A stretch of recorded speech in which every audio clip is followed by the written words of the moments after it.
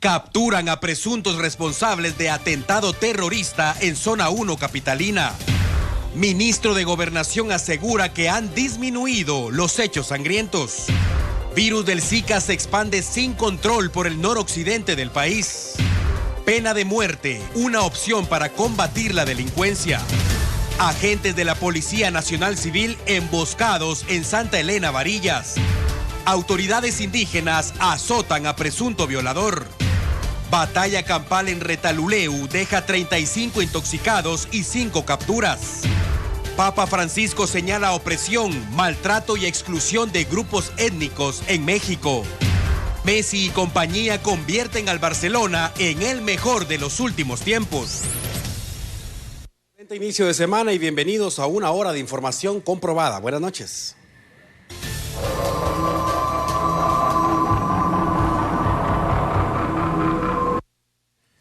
Iniciamos con información de carácter nacional. Después de 11 meses de investigación, finalmente fueron arrestados los presuntos responsables de un atentado terrorista perpetrado en las afueras de un hospital público. Tiraron 2 granadas aquí afuera, habían 8 heridos.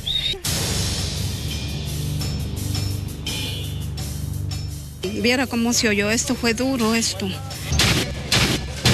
El 10 de marzo del año pasado, Guatemala fue escenario de un atentado terrorista en el centro de la capital.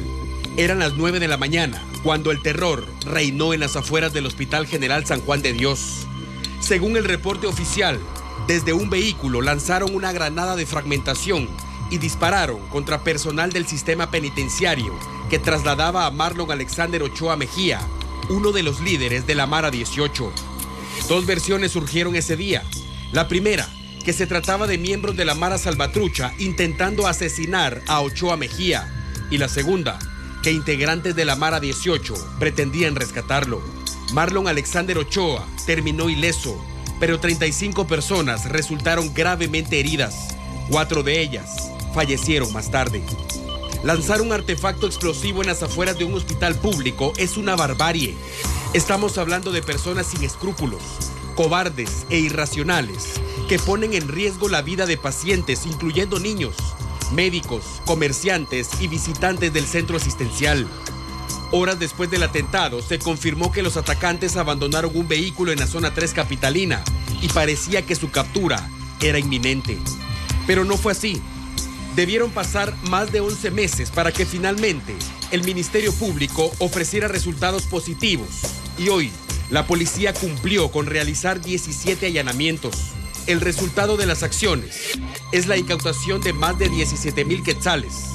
9 personas capturadas, entre ellas mujeres y menores de edad, todos presuntos integrantes de la Mara 18, que ahora deben enfrentar la justicia. Se les indica de los delitos de asociación ilícita, conspiración para el asesinato, obstrucción extorsiva de tránsito y también por extorsión. Si la hipótesis de la Fiscalía guatemalteca es comprobada ante juez competente, aún hay 2 personas en libertad y vinculadas al caso.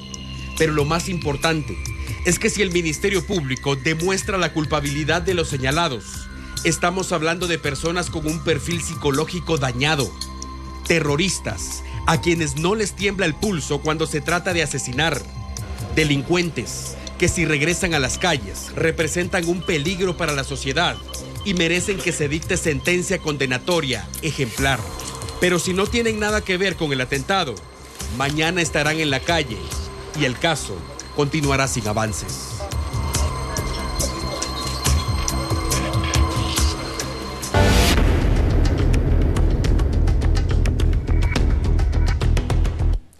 Y según el ministro de Gobernación, durante las primeras semanas del presente año, las acciones de la policía han permitido disminuir los hechos sangrientos.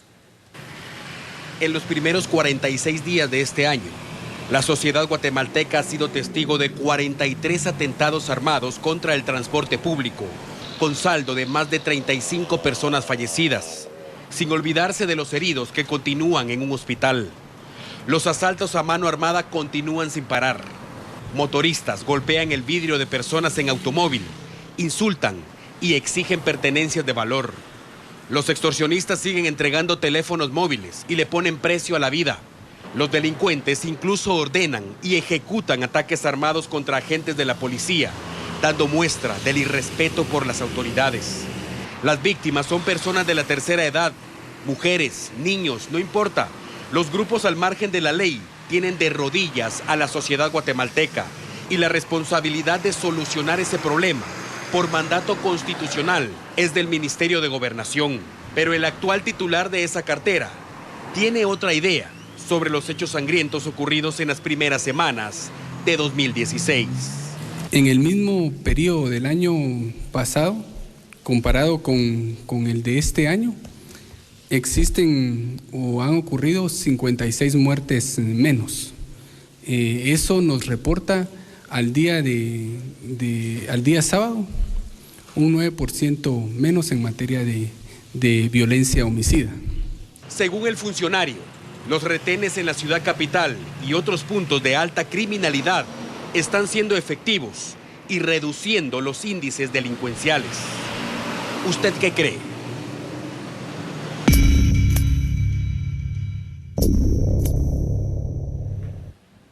El virus del Zika se expande sin control por los 22 departamentos. En una comunidad de Quiché ya se confirmaron 5 casos más.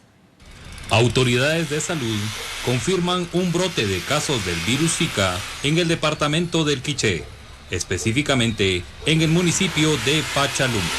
Hasta la fecha, aquí en Quiché ya se han incrementado el número de casos de Zika, tomando en cuenta que en el municipio de Pachalum, en la comunidad La Joya, se dio un brote con este problema. Entonces ahí se detectaron 5 casos más confirmados con Zika, confirmados por el Laboratorio Nacional, los cuales son 4 de sexo masculino y 1 de sexo femenino. Las edades de las personas que salieron positivos a Zika allá en Pachalum son de 36 años, 14 años, de 2 años y de 4 años. Estos son de sexo masculino. Y una señora, o sea, de sexo femenino de 51 años de edad. Con imágenes de Kenneth Erings y Rafael Aceituno, reportó desde Quiché, Oscar Toledo. Para T13 Noticias, el servicio informativo que usted necesita. Siempre en el interior de la República, pobladores de Quetzaltenango están siendo afectados por la caída de ceniza. El volcán Santiaguito continúa activo. Ceniza del volcán Santiaguito cae sobre vehículos, techos y calles de Quetzaltenango. Epidemiólogos recomiendan ante estas circunstancias cubrir alimentos y recipientes con agua para el consumo humano, debido a que la ceniza los contamina. La ceniza volcánica puede dar problema de conjuntivitis, por lo que recomiendan cuidar a los más pequeños del hogar. Los niños principalmente, los niños hasta el momento hemos visto un niñito con conjuntivitis que no trae ningún otro contacto donde haya adquirido la enfermedad, más que el hecho de estar jugando en la escuelita y en las calles. Entonces eso podría estar relacionado o asociado a la ceniza volcánica. Vecinos de varias comunidades que rodean el volcán Santiaguito viven la incertidumbre debido a la actividad del pequeño volcán, pero el mayor temor de los pobladores es que ocurra una explosión de gran magnitud. Pero a pesar de eso, se han acostumbrado a los sismos y fumarolas del volcán que ocurren a diario. Desde Quetzaltenango, T13 Noticias, el servicio informativo que usted necesita. Autoridades indígenas de Quiché azotaron a un hombre acusado de violación. Después de soportar el dolor y la vergüenza, el sujeto fue entregado a la Policía Nacional. Pobladores de la comunidad Cacabal 2 del municipio de Chinique capturaron a Edin Pérez Pérez, de 27 años de edad, quien fue sorprendido abusando sexualmente de una menor de 16 años. Posteriormente, los pobladores lo trasladaron al centro del municipio, donde autoridades indígenas procedieron a aplicar el denominado castigo maya, consistente en varios azotes.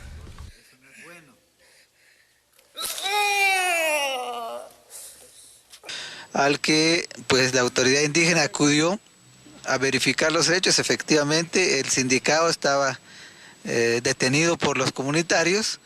Posteriormente se trasladó a esta población para poder llevar a cabo el proceso que corresponde para estos casos. Es un adolescente de 16 años y nos preocupa que haya pasado esto, y por esa razón que la autoridad corrige, posteriormente procede a entregarlo a las autoridades para que sea juzgado de forma correspondiente. Con imágenes de Neri Urizar, reportó desde Quiché, Oscar Toledo. Para T13 Noticias, el servicio informativo que usted necesita. En San Marcos hoy inició un operativo que tiene como objetivo erradicar plantaciones de amapola. Participan más de 500 agentes de la Policía Nacional Civil en coordinación con elementos del Ejército guatemalteco y fiscales del Ministerio Público. Las acciones durarán 5 días y se cuenta con el apoyo de unidades aéreas en una lucha frontal contra el narcotráfico. Es importante tomar en cuenta que en varias comunidades de San Marcos la amapola es una planta silvestre que nace y crece sin necesidad de cuidados. Y es por eso que las bandas de narcotraficantes buscan esta región para obtenerla, procesarla y convertirla en drogas. Ahora vamos a una breve pausa, pero volveremos con más información aquí en T13 Noticias.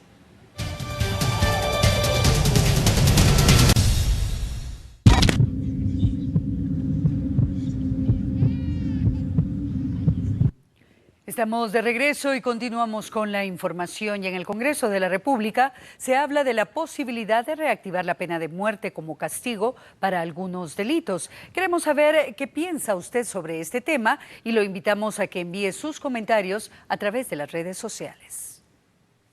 Reactivar la pena de muerte para las personas que sean halladas culpables de parricidio, asesinato, plagio o secuestro y magnicidio se ha convertido en un verdadero reto para la excandidata presidencial Suri Ríos. La iniciativa fue presentada la semana pasada y hoy Ríos, junto a la viuda del abogado Francisco Palomo, Lucrecia Marroquín, se reunieron con algunos congresistas para solicitar que la iniciativa de ley pueda ser agendada y discutida en el hemiciclo lo antes posible. Se discuta pronto cuándo se va a agendar el conocimiento de esta iniciativa de ley.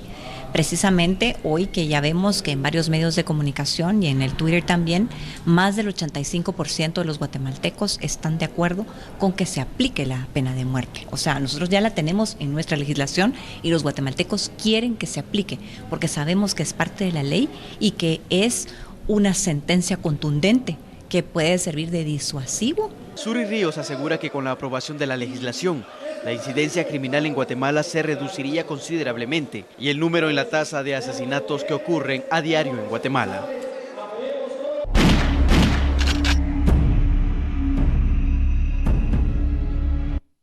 Vamos a otro tema. 2 agentes de la Policía Nacional Civil fueron emboscados en Santa Elena, Varillas, y 3 más continúan desaparecidos.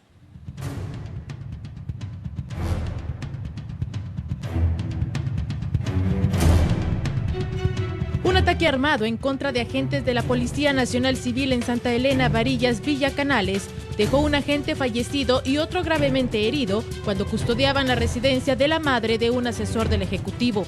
En la escena del crimen se localizaron cerca de 20 casquillos de fusil AK-47. Las autoridades presumen que se trata de un ataque directo contra los uniformados. El agente que murió en el lugar fue identificado como Oscar Morán, de 24 años de edad, y su compañero Melvin Morán fue trasladado al IC 719 con heridas en el abdomen y piernas. La subcomisaría de Santa Elena, Varillas, reportó también la desaparición de 3 investigadores. Salieron vestidos de civil y con un vehículo particular para realizar un trabajo de campo y desaparecieron anoche, y se cree que el ataque podría estar vinculado al caso. Este caso en particular sin duda contrasta con las declaraciones del ministro de Gobernación, quien asegura que ha disminuido el índice de criminalidad en Guatemala e incluso los mismos policías están siendo atacados a tiros. En otro tema, estuvo en la cárcel por robar alimentos y volver a incurrir en ese delito le habría costado la vida a un hombre en el departamento de El Progreso. Haber hurtado 3 melones es la posible causa por la cual Giovanni Castro Cáceres, de 31 años, fue asesinado a balazos en el municipio de San Cristóbal, Acazahuastlán, El Progreso. El hombre aparentemente fue perseguido horas antes de ser asesinado por haber tomado las frutas de un camión repartidor. Su hermano especula que el crimen esté ligado con el hurto, ya que la víctima no tenía trabajo y hace algunos días salió de la cárcel tras haber cumplido una sentencia de 2 meses por haber robado alimentos. Los socorristas, que fueron alertados de lo sucedido, intentaron reanimar los signos vitales del hombre, quien falleció casi de manera instantánea, tras haber recibido un impacto de bala a un costado del cuello. Y las bajas temperaturas en Santa Lucía, Utatlán, en Sololá, es tan solo uno de los problemas en el centro de salud de dicha localidad. ¿Cómo está, señora? Buenas tardes. ¿Cómo bien, está? Don Luis Rabé. Don Luis Rabé, sí. ¿me conoce? Sí, en la tele.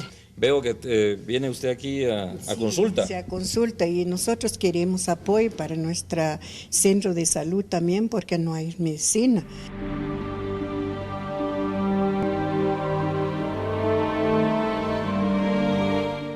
Queríamos preguntarle, doctor, ¿cómo está la situación por acá? Dentro de lo que se necesita es ubicar en mejor forma la sala de partos. Nosotros estuvimos hace un tiempo en el hospital de Cobán y notamos que en la balanza esta que veo yo ahí, pues ponen una cubierta, ¿verdad? O sea, y si hay acá, doctor, si tienen ustedes ese tipo de cubiertas. Prácticamente no.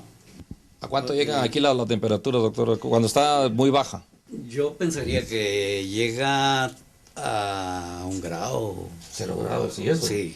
Aquí no hay nada de calefacción, aquí la calefacción es nada más los ponchos, ¿verdad? Sí. Es lo único que pueden darles, ¿verdad? Lo que más recurrente acá son las enfermedades respiratorias, nebulizadores y sí. Eso. ¿Sí tienen? Sí hay uno, pero está descompuesto en este momento, me parece. ¿No hay agua? Bien, aquí sí hay agua. Un poquito. Un centro de salud así, con un baño así. O sea, en lugar de tener salud, salen más enfermos, creo yo. La totalidad de personal que tiene el centro de salud es de 36 aproximadamente. Pero 36 de personal para 25,000 vecinos. Sí. Como diputado del departamento de Sololá, de verdad que agradecemos mucho a Luis Rabé por haber venido a mi querido pueblo de Santa Lucía, Utatlán.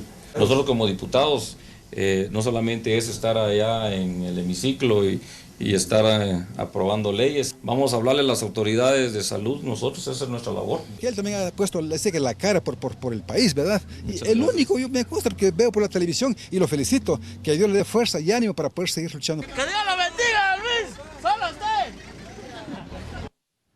En otro tema, fue suspendida la audiencia judicial en la que se tenía previsto que el Ministerio Público presentara el resultado de las investigaciones contra la jueza Gisela Reynoso.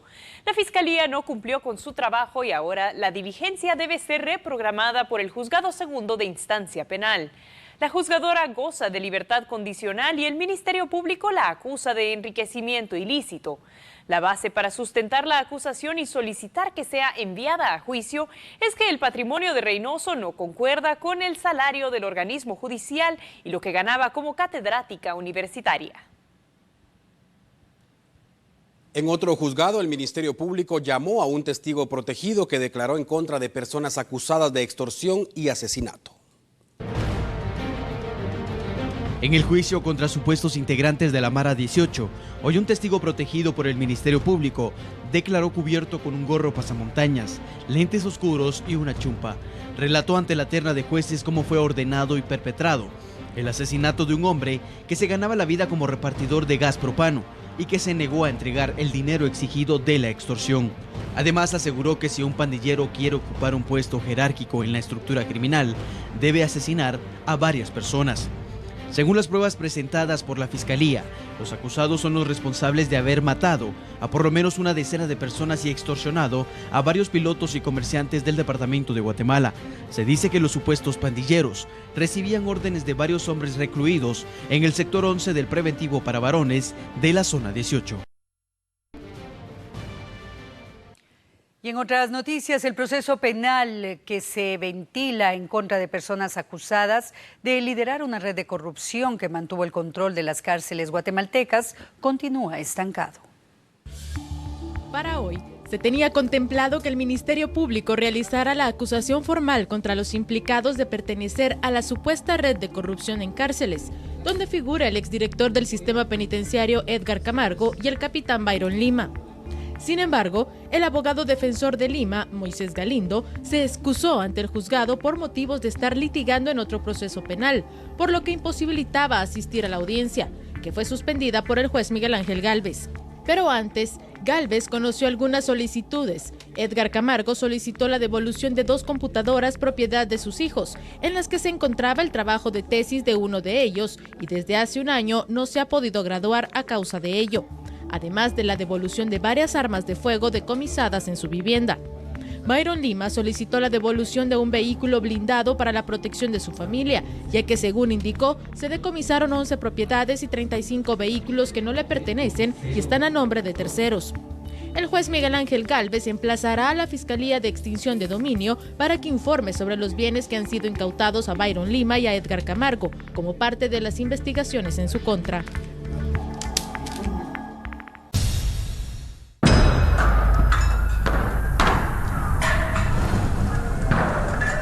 Las últimas horas fueron de mucha tensión en Retaluleu.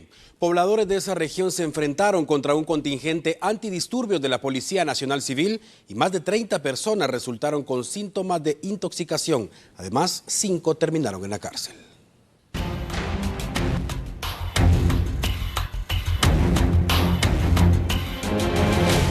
Se supone que el fin de semana era para celebrar el amor y la amistad, pero en el departamento de Retaluleu se desató una batalla campal derivado de un accidente de tránsito. El supuesto responsable fue el agente de la PNC, William Carreto, de 23 años de edad, quien estrelló su autopatrulla en una tienda de la localidad, dejando a una persona de 46 años herida.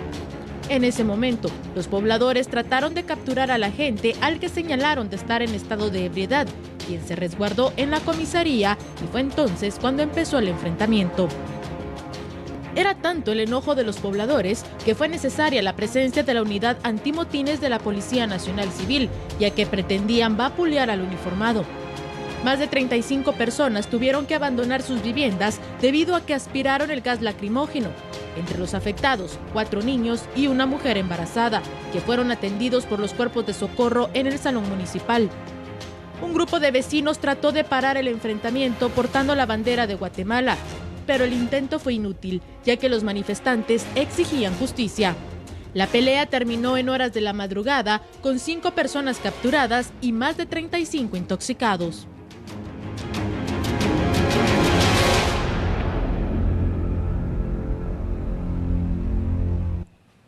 En el Progreso, el Ministerio Público investiga el asesinato de Javier Morales Chacón, de 20 años. Testigos aseguran que hombres armados le interceptaron el paso y dispararon contra él en repetidas ocasiones sin motivo aparente. Los familiares de la víctima se limitaron a indicar que residía en Sanarate y salió de su vivienda indicando que realizaría un trabajo en la cabecera de El Progreso.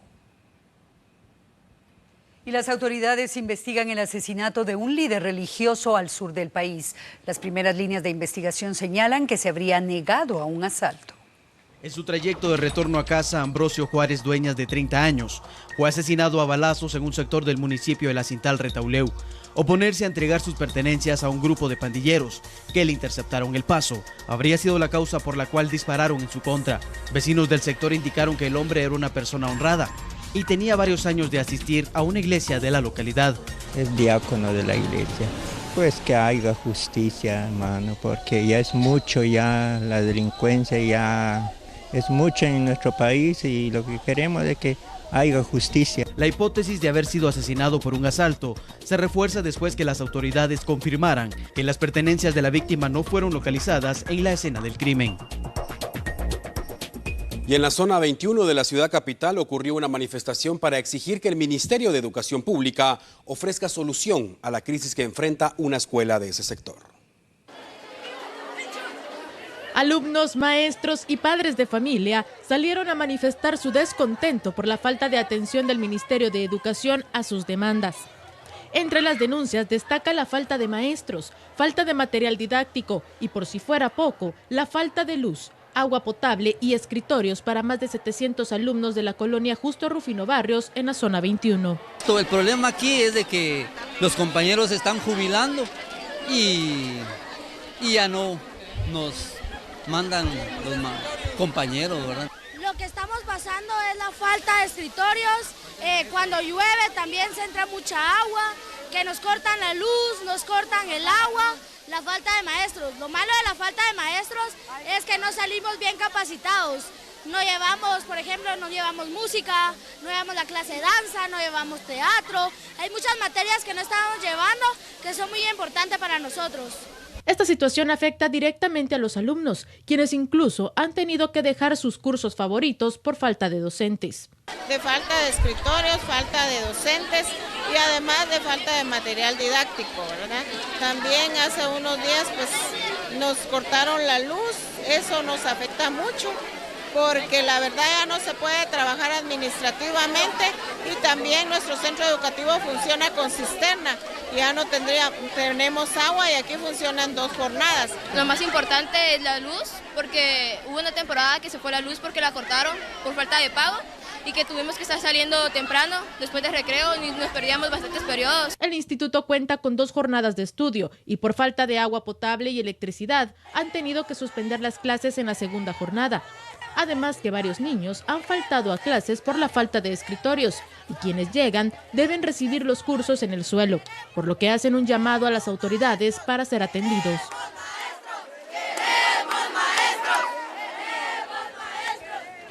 Más de 30 mujeres embarazadas fallecieron en las últimas semanas. Esta cifra tan alarmante y la responsabilidad de buscar soluciones quedan en el Ministerio de Salud Pública.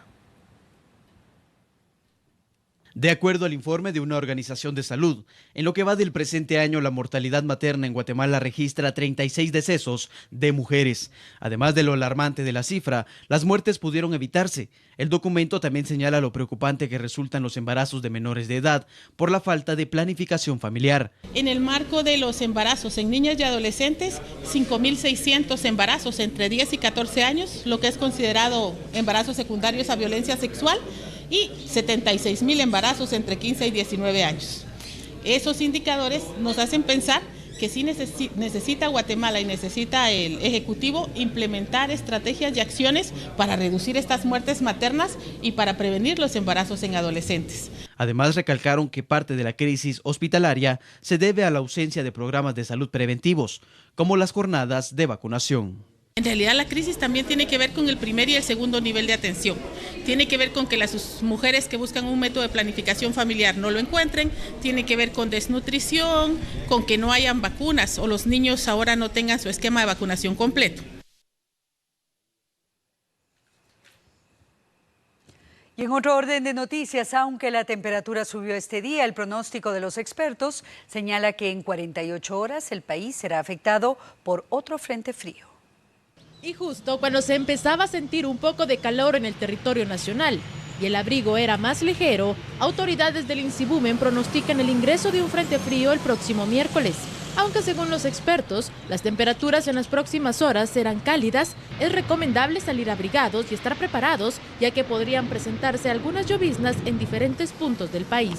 Preveemos las formaciones de niebla en lo que es la meseta central. Sin embargo, a partir del día miércoles pronosticamos el acercamiento de un frente frío débil a la península de Yucatán, lo que estará favoreciendo para que prevalezcan algunos nublados parciales en regiones del norte, franja transversal del norte y Caribe, donde no descartamos que puedan presentarse algunas lloviznas o lluvias de carácter disperso. Se espera también que a partir del martes incremente la velocidad e intensidad del viento y descienda la temperatura. Continuando con este tema, los albergues de la Conred continuarán abiertos hasta la primera quincena del próximo mes. Si usted conoce a personas que no tienen un lugar donde pasar la noche, es importante que dé aviso a los cuerpos de socorro. Ante el descenso de la temperatura, la Coordinadora Nacional para la Reducción de Desastres mantiene habilitados los albergues para personas que no tienen dónde pasar la noche. El reporte refiere que en las últimas 24 horas se ha atendido a más de 43 personas y no se descarta que la cifra se eleve, ya que para el próximo miércoles se prevé el ingreso de un nuevo frente frío. Lo cual hace un total durante la temporada de 3.769 personas. Tenemos, según este resumen, departamento de Alta Verapaz, Guatemala, San Marcos, Totonicapán, Quetzaltenango, Huehuetenango, Zacatepeques y Quiché, los departamentos prioritariamente atendidos. Las autoridades indicaron que los albergues se mantendrán habilitados hasta la primera quincena del próximo mes, tomando en consideración que los expertos en el clima pronostican un retraso en el ingreso del verano.